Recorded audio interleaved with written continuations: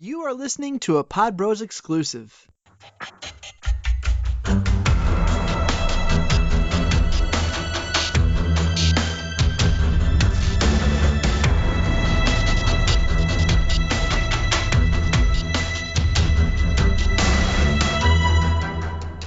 All right, boys and girls, we're back, and welcome to another episode of Take Aim Outdoor Podcast. As always, I'm your host, Brandon Hammonds, and excited to do another show. I think this is going to be episode 105, which is super awesome. But today we have Blake Garrett on from FDA, or Full Draw Adventures. So, Blake, what's happening? Not much, buddy. Just got back from Kansas this week, taking a little break, and then heading to Nebraska next Thursday. So trying to Can't beat soak up that, some off can time. No, absolutely not. So, well, before we talk about those hunts real quick, let's get a quick rundown on who Blake is. And I know you're from Missouri, but give us some more details. Yeah, man. I much like all the hunters out there, I grew up hunting as a kid. In Missouri at the time, you couldn't hunt until you could take hunter safety class. So that started when I was 11. Took the class, started hunting. My dad took me out, killed my first deer, and man, I was just addicted. I tell you, killing whitetails is pretty much my passion. I love staying in the Midwest. I have a little niche for mule deer, but most of my time is spent for whitetails. We've got some guys on staff that run out west and they'll go after elk. I got a guy in Alaska right now hunting moose. There's all kinds of stuff. There's a guy going to Africa.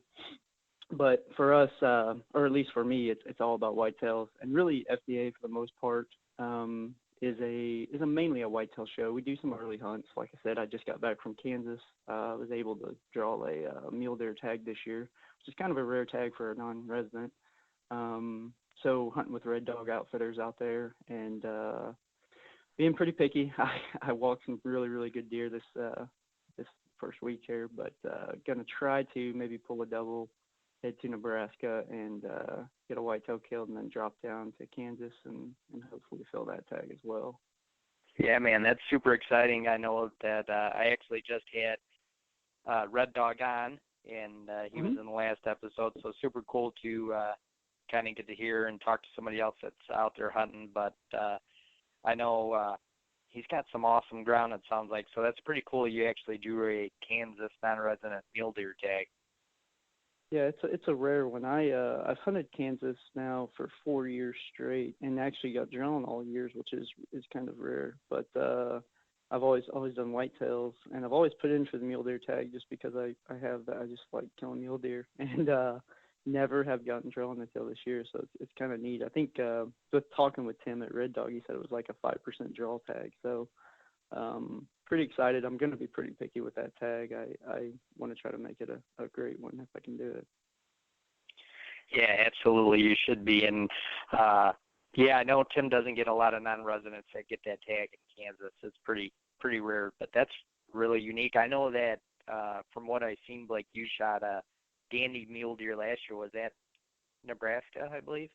That was, yeah, hunting with Rush Creek Adventures. That's it's up by Oshkosh, Nebraska. There's a little town called Blisco that's up there, but Miles is the name of the outfitter there. And man, I went to the Sandhills I really wanted to shoot a velvet mule deer. That was like kind of one thing I always wanted to do. Even when I was a kid, seeing it on TV, it just looks so big, and they're just awesome, And it's something that as a Missouri guy, you're never going to get a chance at. So yeah, I went up there with one thing on my mind, and it was to kill one. And gosh, we had 4 days, got on a shooter every time we went out. We'd go out in the mornings. It was super, super hot, but go out in the mornings, spot and stalk, and you were always on a shooter. We would always find one quick. But typically the Sandhills don't hold giant mule deer, or at least they're not known for it as what, Kansas is or Arizona. But yeah, we got up there and got on a great deer. Really, really had a lot of character, full velvet, and man, that hunt could not have worked out any better. No, that is super cool. I mean, I know a couple guys that go out to Sandhill, and they kind of have told me the same thing that you just said. But what time of year did you go? Was it right at the opening last year? Yeah. Nebraska changed their archery season to opening up September 1st, which is pretty rare because, I mean, before that, there was really limited places to go in the Midwest to kill a velvet, either whitetail or mule deer. It was really tough. Like, I know Kentucky, depending on when they opened, was a good whitetail state to go to kill velvet. But there really wasn't anything else. And, they changed their season to September 1st, and it really opened up a lot. And I think Nebraska, you're going to see, and I've even noticed it over the last year. I mean, you're going to see guys hunting there a lot more. Once people kind of realize what it is, it's over the counter. It's a pretty relatively cheap tag, and it's a way to get in there and get some velvet deer killed early, and to really start your season off early with a good start. Yeah, it is. Nebraska is by far one of my favorite states to hunt, probably my most favorite state, to be honest. And, part of it is, what you just said. It's lack of pressure. It is over-the-counter tags. Just Right. the convenience of being a non-resident, being able to roll in and get those tags is really, really important. And as you know, too, Blake, being in the Midwest, like you just said, there is nowhere else to hunt early season. So it is such kind of a gem, so to speak, for us being in the Midwest. And I'm in the same boat as you. I get offers every year from friends or to come elk hunt or do this. I am just so ate up with whitetails and kind of like you, a little niche for mule deer that I don't want to leave. I could hunt Michigan, Indiana, Illinois, Missouri, and Nebraska and call it good the rest of my life. Oh yeah, absolutely, man. There's just something about whitetails. I can't explain it. I always have people asking, why aren't you going after elk? Why aren't you doing this? And there's just something about a whitetail and really figuring a whitetail out. We all love to hunt deer, and everybody hunts for a different reason. And for me, it's a matter of figuring out a deer, following him for a couple of years and really getting to know him and just beating him at his own game and being able to, get all your information about him without him even knowing you're there, and trail cameras and scouting and putting stuff together over multiple years, and then going in and taking that deer at a mature age is just, I don't know, there's nothing better out there for me. No, man, I second that. There is nothing better. It is, probably like you, it consumes every second of my day. Even when I'm not thinking about it, I'm thinking about it. So, right. I was out this morning, checked 3 cameras and swapped out SD cards, got ate up full of mosquitoes, and if I wouldn't have done it this morning, I'd been mad at myself. You know what I mean? I don't know. It's so hard to explain. I know guys don't get it, and I hear the same passion with the guys out west. They really like their elk hunting, but you know what? They can keep it and keep elk hunting. Now, I'll keep hunting the whitetail rut and the whitetail season as long as I can. I just love it, man. Oh, absolutely. So I know you're from Missouri. What part of Missouri are you from? I grew up in a little town called Marshall. That is almost right in the middle of the state, just north of I-70. Have moved now to Columbia, which is a little bit farther east, but not very much. I'm almost just dead smack in the middle of the state, right down I-70. A lot of my farms are to the west, about an hour or so from Columbia, but that's where I do the majority of my hunting is down in those areas. Yeah, man, I know exactly where you're talking about. I've been fortunate enough to hunt northeast Missouri a couple times, and I've driven through Missouri several times, and I know right where you're at. But I know that you have been way more than somewhat successful, Blake, at killing really nice Pope and young whitetails. So let's talk about you and just Missouri and what you've learned in kind of your niche at hunting, deer that size and that caliber. Yeah, for me, it's about, I'm not really a rack size guy. I know everyone wants to kill giant deer. For me, it's about killing a mature deer. And I really, the last couple of years, have focused on taking the top deer off my farm, which is the oldest deer. I've noticed by doing it, some years I may have a 130-inch 8-pointer that's a 5-year-old on the farm. That may be my really dominant buck. Excuse me. But it rolls every year. And what I try to do by doing that and killing my oldest deer on the farm is I've seen that my 3-year-olds and 4-year-olds, it's always a rotation, and I'm always picking up new deer. I really want to try to keep, I may have a 4-year-old that's bigger than my 5-year-old or vice versa, whatever, but I will always try to take the older deer with the least potential of growth each year. It's worked out for me. I have this year is one of those years that I really call the building year. I have a lot better 4-year-olds than I have 5-year-olds on the farm. But in my mind, taking my 5-year-olds off, just allow my 4-year-olds another year, which realistically I've seen the best jump in antlers from 4 to 5 where I'm at in Missouri. I also know that some of my guys in Kansas have done the same thing, and that's really where I adopted that strategy. For me, it's a matter of I usually travel early, try to get that out of the way. Missouri, when it opens, is chaos. It's a matter of the deer are going hardhorn. The food sources are changing. Beans are turning yellow. Acorns are dropping. There's a little bit of testosterone going on in the air. So just a really unpredictable time. Every now and then I've found a deer early in Missouri that is predictable. But realistically, for me, I've found that the best time spent is out of state trying to get those tags filled early. And then I can come back and really focus on Missouri in October and in November as well. But October, it seems like things kind of slow down. The food sources aren't changing really. You still have your acorns for the most part. And rut is somewhat starting. You have, some early stuff going on. You have scrapes. You have some rubs. If you get the right cold front come through, you can kill a big deer early. It's just a matter of putting in your time, figuring out, where he is. And I really utilize scrapes. That's my cameras go from mineral and food sources early.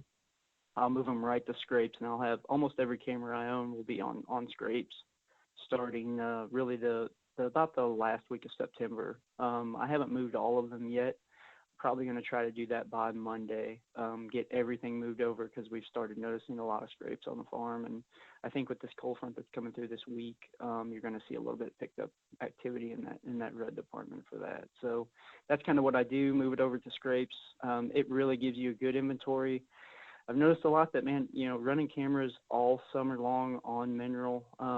I do supplement feed, which I'm fortunate to do because the counties I'm in aren't in CWD counties. So I can feed and I can put out mineral, in the off season. Now my food has to be off my farms 10 days prior to hunting them, which I always pull the food August 15th just to be safe. So they're off a full month if I was to hunt the farms opening day.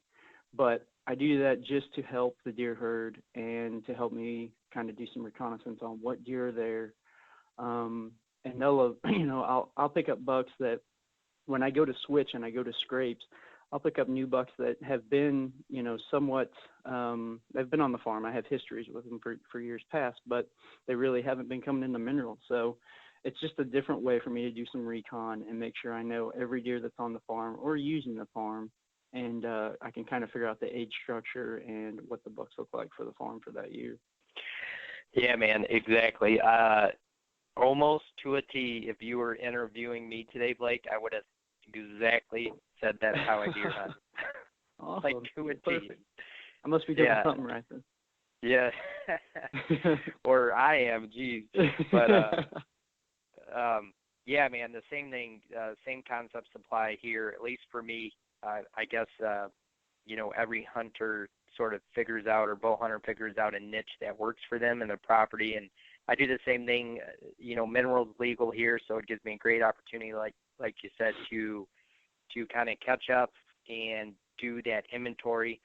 And obviously, there's so much benefit health-wise, herd-wise to that mineral.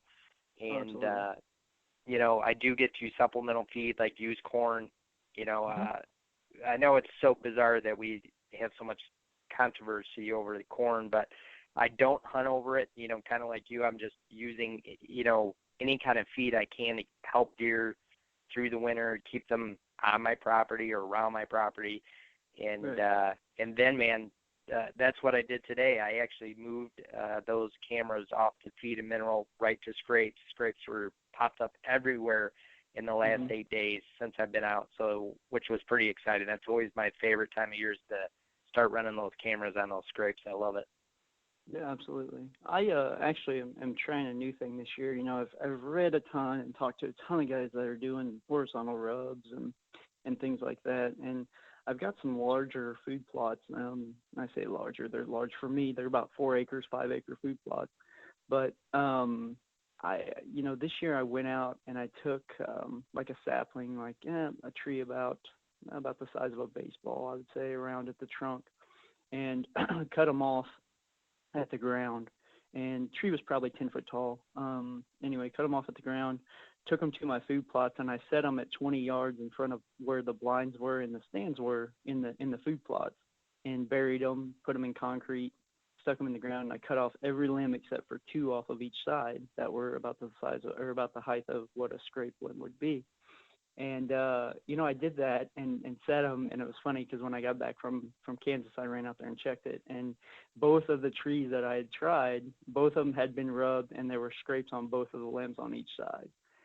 So I'm really, really excited about it. I have a couple covert cameras on them now, and really excited to see what those do, because I think that we always fight that strategy of going out and you have a deer that just won't come in the bow range. He's hitting the plot on different angles every night, and realistically, I think this is going to be a way for me to make sure that if a mature buck comes into that field in the daylight, he's probably going to make his way over to that tree. But I'm going to do some more stuff about that, and I'm going to put some stuff out there once I figure it all out. But I am running that this year, and I didn't know. I wanted to ask you too. I know you do a lot of that, so I didn't know if you had never messed with that or do anything like that.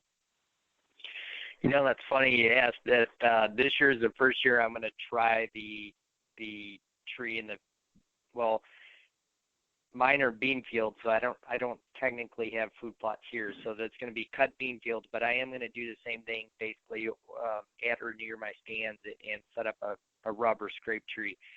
Mm-hmm. I'm just trying to figure out a way. I would like to kind of probably like you document it somehow, so I'm just trying to figure out the right means if I'm going to plan and plant the tree kind of based on where I can get a trail camera, so I can get some footage of deer coming in and out, and just trying to learn and document just the activity that brings in from a different angle instead of just having it on that tree. But previously I haven't done it, but this first year I'm kind of like you. I'm definitely going to play around, and I've already picked out the two spots I'm going to do it this year.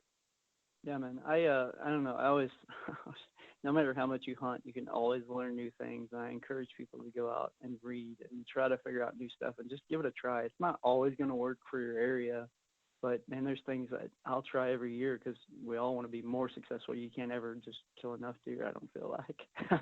So if you can get more successful and kind of depict where their movements go and figure out the best way to make it happen, I feel like you can always learn.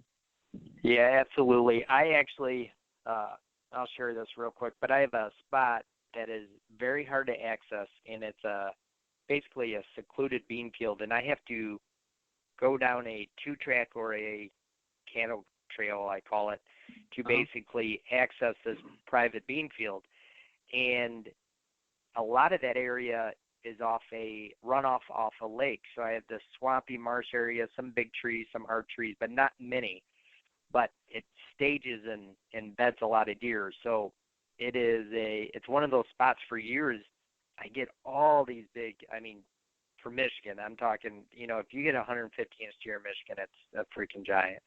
And for years on and off this spot, I have produced 150-inch deer on, scrapes religiously. But one of the issues is the access to it. So this year I'm going to, hunt that spot a lot more, dedicate a lot more evening time to it. So I'm going to get in early, and I have a deer that this year is 6 years old back there. He's going to easily go, Boone and Crockett. Wow. And he's a giant, mainframe 10, 24 inches wide, and he's a freak of nature. And so he lives between two lakes back there that you basically just, as a human, we can't access it. So my game plan this year to potentially kill that deer is the scrape tree and licking branch there. So hopefully it pans out that way, but I'm hoping, just like you said, to actually have it to where at one point during one day, if I can keep my butt home and not travel out of state, that he's going to see it and come out and investigate it. Absolutely. So now, do you do any sort of decoy stuff, or have you experimented much with decoys? I do, yeah. I run a lot. I love calling. I don't know. I rattle early. I've had a lot of success with times that guys have looked at me crazy for carrying antlers to the tree. But a couple of years ago, I rattled the buck in Nebraska from it was September 24th, and he was probably 150 yards away with the bachelor group on the other side of the river, and they were kind of heading away. And I rattled softly to him, just like a sparring rattle, and he looked up and didn't really pay attention. So I just rattled hard like you would in November, like a real fight. And that dude came and swam the river, swam the river, came all the way into 30 yards, made a scrape, and then walked into 18, and we ended up killing him. There's never a time for me that the rattling antlers don't go to the tree. I usually don't use them a lot early blind. Unless I lay eyes on a deer and I know I don't have a play on him.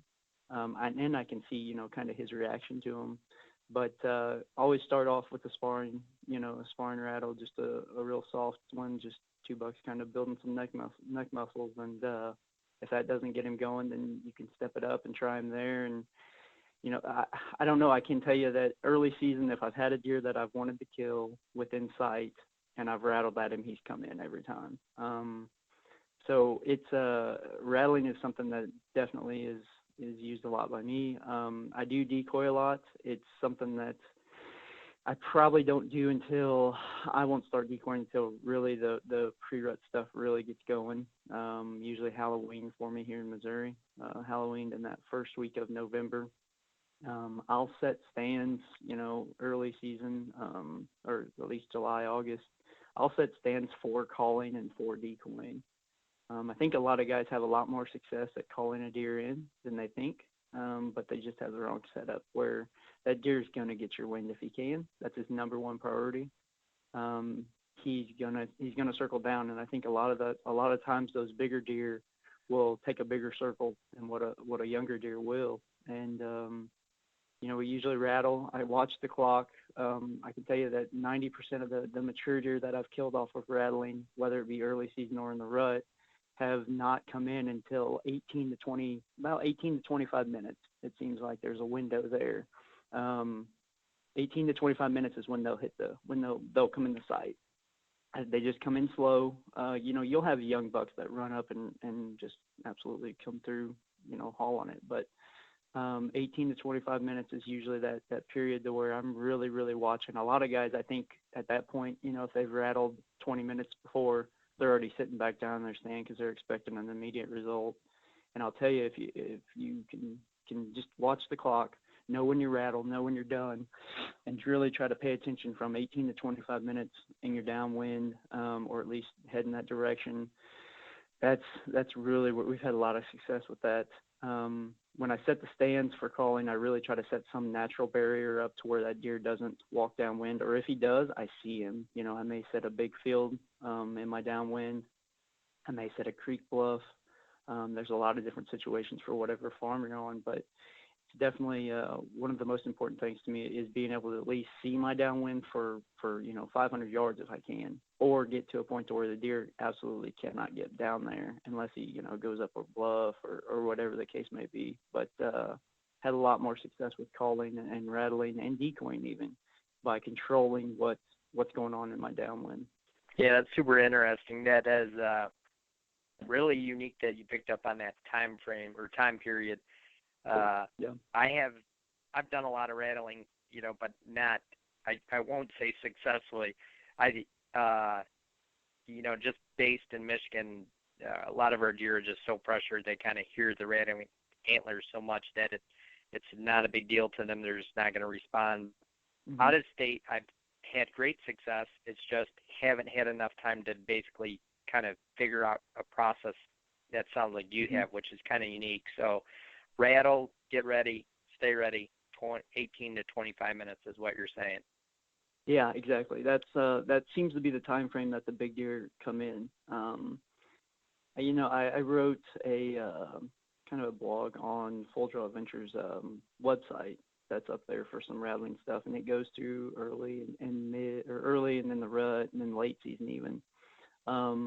Just kind of some tactics that I found that have been successful for me. Now, a lot of that comes from Missouri, and we have some pretty pressured deer here in Missouri, especially with the rifle season right in the middle of the rut. Quite a few hunters. I don't think it's anything of what I hear it is up north or even out east, but we do have some pressured deer, especially I would say for the Midwest. We're one of the easier states to get into for non-residents. So, and it's a relatively cheap tag. So there's a lot of pressure here as well. And, the deer that someone's blown off of rattling is not going to come in rattling for you if he didn't come in for them. I've had deer that I've rattled to that have literally just come inside out and turned around and left.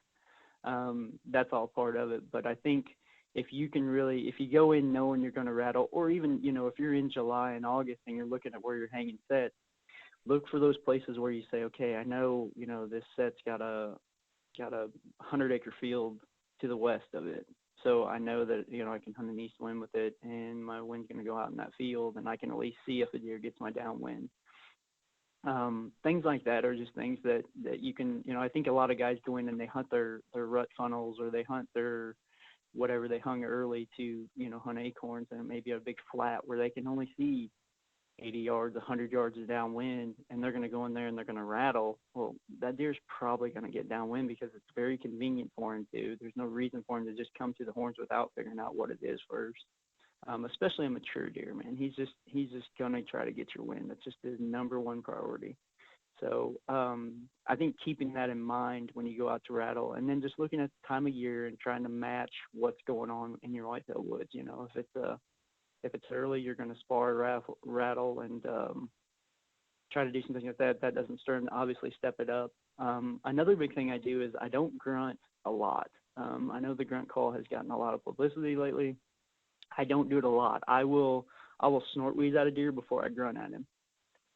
I've had a lot of deer that I've grunted at that just keep going, or they look and then they keep going. I mean, it's just I've very rarely had a mature deer that I've snort wheezed at that hasn't come in. Those two calls are probably, rattling and snort wheezing are the two things that I would say I use the most when you talk about calling the whitetail. Yeah, to a T, man. I hardly grunt anymore. Just do the same reasons. Don't have any deer respond, and basically, I think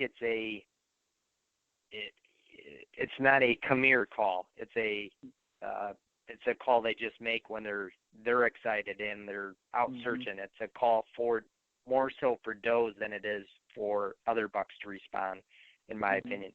And so I don't do it very much. I definitely still snort wheeze, and occasionally I hit the the famous Primo's can call. Occasionally. I've had really good luck on that little call, and if it's the right timing, man, the Pope and Young deer I killed last year in Michigan was absolutely because of a deer had been on his feet for 8 hours, checking for does all day, and he was on the other side of a thicket, and I hit that can call once, and he tried to come downwind, and luckily he gave me a shot. So, that's a brilliant little call to use when a deer, in my opinion, when a deer is on his feet and he's moving.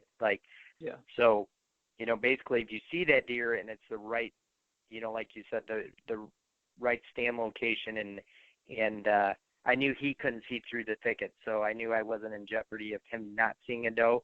So, that curiosity factor was there. But I think if you keep that, curious factor in play with those calls, you come out 100 times ahead. Oh, absolutely. Yeah, you definitely don't. One thing I learned about calling whitetails a long time ago is that they can literally figure out exactly where you are by the sound. I mean, depth, it's not like when we hear something, we can tell, yeah, it's somewhat close or it's somewhat far. Like, they can literally go to the base of the tree. And it's a matter of, I'll call to a deer until he looks. And when he looks and he's alert, I stop. And I let him look, and I let him look, and I let him decide what he's going to do. If he puts his head back down, I'll call to him again, and he'll look, and I'll let him stop. And it's just a matter of, I don't ever want to call to a deer that's looking at me with his ears perked. I mean, he's alert. He's trying to figure out where it is. I'll never make a sound because he'll pick you out to where, and he knows that distance. And once he knows that distance, he knows how wide he has to swing to get the downwind. And that's the big factor in it. That's why, blind calling is good, but there also is a time to do it, and you got to really keep an eye out, and it's got to be just the right situation. 90% of the time, if you can get eyes on that deer, you've won the battle for the most part, because you can watch him, you can see how he responds, you can see what he does. If he's already got the angle on you and he's going to get your downwind, and there's just nothing else you can do about it, I typically won't call to that deer. I just don't want to blow him on rattling antlers. I don't want to tear him up on that, so I'll just let him go on through it. We're fortunate enough to partner with Ozonics. That has helped us a ton with our downwind encounters. But for me, I'm not going to call to a deer that is either straight downwind to me or going around with it, just because I just don't want to risk, like you said, the pressure part of it, the part of him associating calling, grunting, snort wheezing, rattling to a human. A lot of times I'll just let that deer walk on through, let him get through my downwind. Once he's through it and past me, then I'll call to him and try to get him back.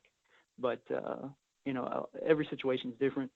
For me, it's a matter of just doing it. You learn from everything and try to make it better.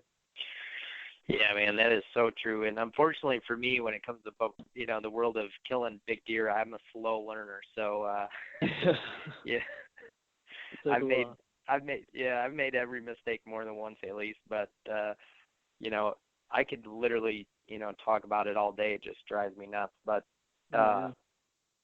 Blake, give us, not that I want to switch topics, but give us a little rundown on what you guys do at Full Draw and where we can see some of your guys' footage. Yeah, well, Full Draw is now we're on our 8th season on Sportsman's Channel. Been around a while. I tell you, when I started filming, it was 11 years ago. I started filming hunts, been through a couple different shows, filmed for a show called Campfire Stories on Pursuit Channel for 4 years, and then kind of made the switch from them over to Full Draw. And really, Full Draw, for the most part, has come a long, long way in the last, I'll say, 6 years especially. It's quality deer, it's big deer, it's old deer, a lot of bow hunting, as you can tell by the title. We do a couple little rifle hunts, things like that, a lot of youth hunts that are with rifles, but I would say 85-90% of archery, and a lot of it's based in the Midwest, Illinois, Kansas, Missouri, Nebraska, Ohio.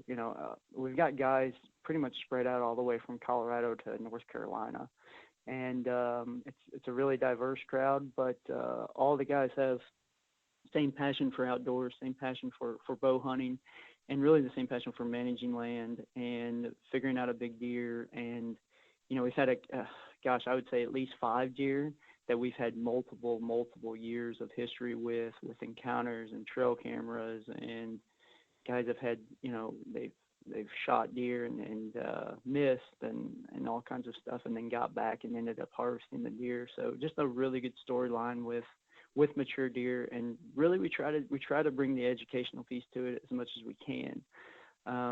We've all learned the hard way, on staff, and we've all messed up, and we kind of bring our piece from whatever our home state is to the show, and try to help people, who are interested in it and want to learn about it, and try to help people harvest more deer, because we just love seeing people out there and killing mature deer. That's our main goal.